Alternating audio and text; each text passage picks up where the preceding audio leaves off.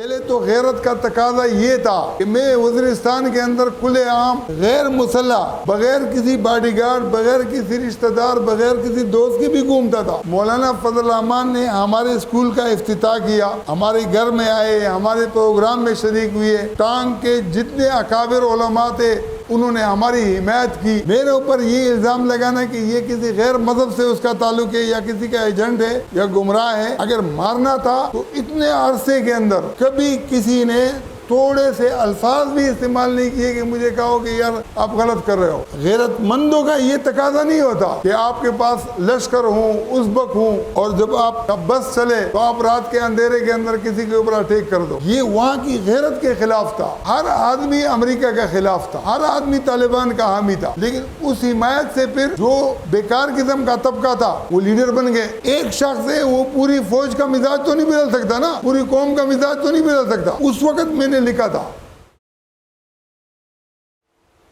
ہمارے ساتھ جب واقعہ ہوا،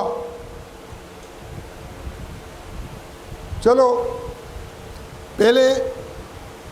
پہلے تو غیرت کا تقاضا یہ تھا کہ میں وزیرستان کے اندر کھلے عام غیر مسلح بغیر کسی باڈی گارڈ بغیر کسی رشتہ دار بغیر کسی دوست کے بھی گھومتا تھا۔ کسی نے میرے جو ہے نا گریبان کو نہیں پکڑا۔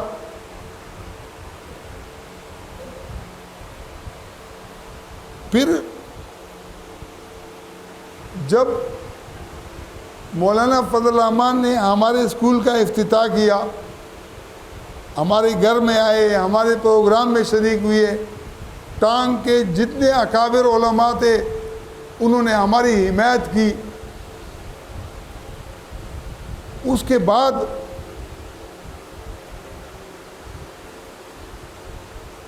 میرے اوپر یہ الزام لگانا کہ یہ کسی غیر مذہب سے اس کا تعلق ہے یا کسی کا ایجنٹ ہے یا گمراہ ہے، اگر مارنا تھا تو اتنے عرصے کے اندر کبھی کسی نے تھوڑے سے الفاظ بھی استعمال نہیں کیے کہ مجھے کہو کہ یار آپ غلط کر رہے ہو۔ غیرت مندوں کا یہ تقاضا نہیں ہوتا کہ آپ کے پاس لشکر ہوں، ازبک ہوں، اور جب آپ کا بس چلے تو آپ رات کے اندھیرے کے اندر کسی کے اوپر اٹیک کر دو۔ یہ وہاں کی غیرت کے خلاف تھا۔ ہر چیز کو دوسروں کے اوپر ڈالنا یہ بہت بڑی بےغیرتی ہے۔ ہر آدمی کو اس بات کے اندر بڑا مزہ آتا ہے کہ آپ اس کی تعریف کرو، آپ اس کے سارے عیوب کو چھپاؤ، ساری غلطیوں کو چھپاؤ۔ قوم ایسی کبھی نہیں بن سکتی ہے۔ قوم کے بنانے کے لیے ضروری ہے کہ آپ اس کی خامیوں کی نشاندہی کرو کہ یہ اس کی خامیاں ہیں۔ اب اس وزیرستان کے اندر جہاں کوئی نہ اپنا محفوظ تھا اور نہ باہر والا محفوظ تھا، فوج نے جس انداز کے اندر آپریشن کیے ہیں، میں کہتا ہوں کہ ان کی کمکلی کی انتہا ہے۔ وہ رائے نجات اور فلانا بکواسات کے نام کے اوپر اب شمالی وزیرستان اور جنوبی وزیرستان ملے ہوئے ہیں، کوئی سرحد نہیں ہے۔ جنوبی وزیرستان میں آپریشن کرنا ہے، طالبان سارے شمالی وزیرستان میں چلے جاتے تھے۔ جنوبی وزیرستان میں بھی 2 ایریا، وزیروں کے ایریا میں طالب جائے تو کچھ نہیں، آج بھی گھوم رہے ہیں، لیکن محسودوں کے ایریا کے اندر آپریشن کرنا ہے۔ اب وہ ادھر ادھر وہ تو بھاگ جاتے تھے، پھر بولتے تھے کہ چلو آج وہ آپریشن ہو گیا ہے، پھر آپریشن کرتے تھے۔ آخر میں لوگوں نے کہا کہ یار یہ تو آپریشن تو کر نہیں رہے نا، لوگ وہاں رہتے تھے، یہ اوپر سے بمباری کرتے تھے، ان کو شوٹ کرنا چاہیے فوجیوں کو خود شوٹ کرنا چاہیے. جو ان کے کارنامے ہیں یہ کوئی پروفیشنل فوجیوں کے نہیں ہیں, یہ دلے اور بغیرت ہے. ان کی میں تعریف نہیں کرتا ہوں, لیکن وہاں پر بھی جو ہوا ہے وہ کوئی ایسا نہیں ہے کہ باکمال لوگوں کا کام ہے. انہوں نے بھی بغیرتی کی انتہا کی ہے. اور جب دونوں سائڈ پر صحیح غلطیوں کو مانا جائے پھر یہ قوم بن سکتی ہے. اگر غلطیوں کو آپ نہ مانو, اوپر سے جو ہے نا آپ کیسر روم سے ابو سفیان کی جب ملاقات ہوئی تو کیسر روم نے سوال کیا کہ وہ جس نے پیغمبری کا دعویٰ کیا ہے وہ کیسا ہے؟ بولتے کہ بہت شریف انسان ہے, کوئی داغ نہیں ہے اس کے اوپر. خاندان کیسا ہے؟ سب سے شریف اور سب سے بہترین خاندان. جنگوں کے اندر کیا حالت ہے؟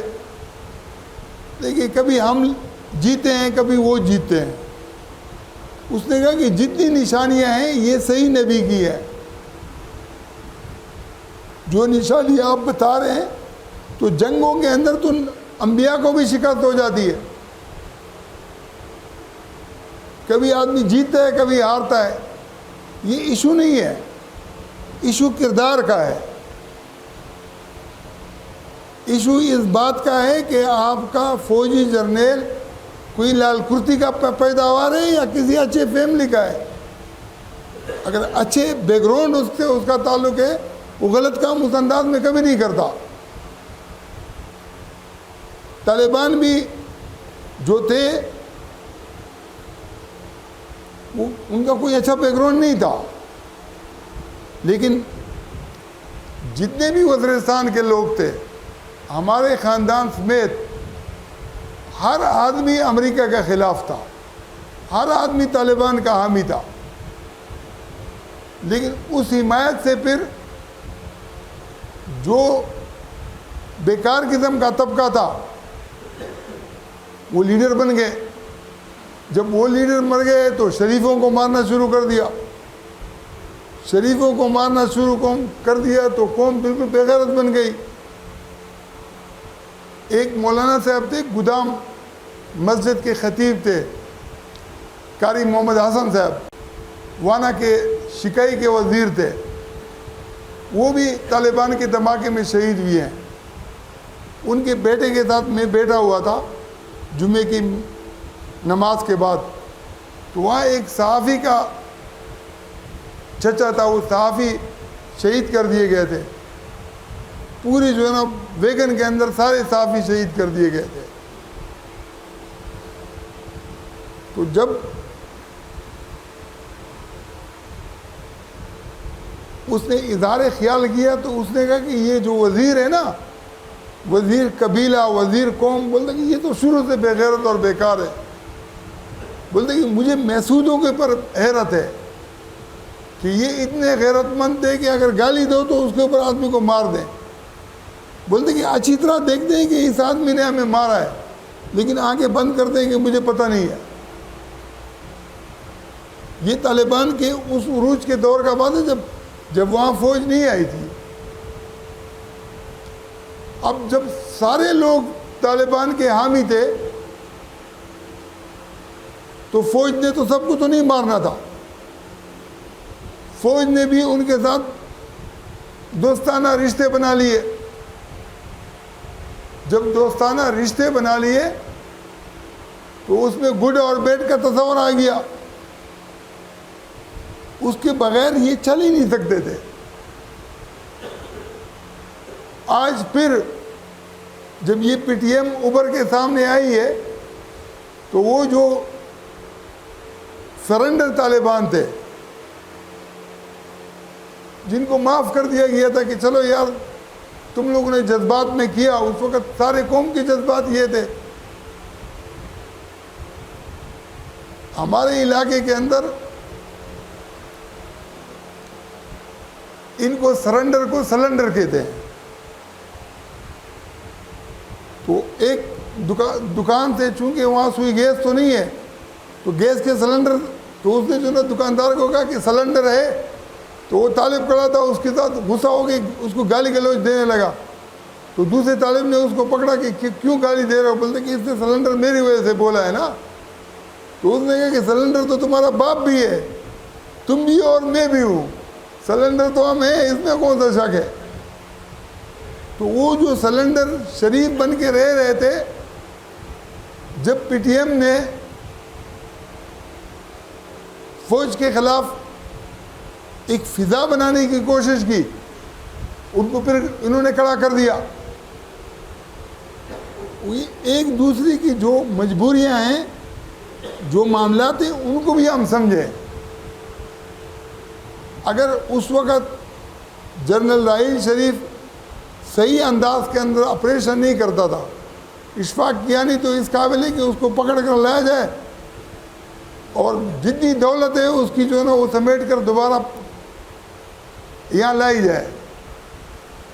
اس نے آپریشن کیا، دل سے کیا، اس کے بعد یہ دھماکے، یہ معاملات کم ہو گئے. لیکن یہ ہے کہ جو ایک شخص ہے وہ پوری فوج کا مزاج تو نہیں بدل سکتا نا، پوری قوم کا مزاج تو نہیں بدل سکتا. اس وقت میں نے لکھا تھا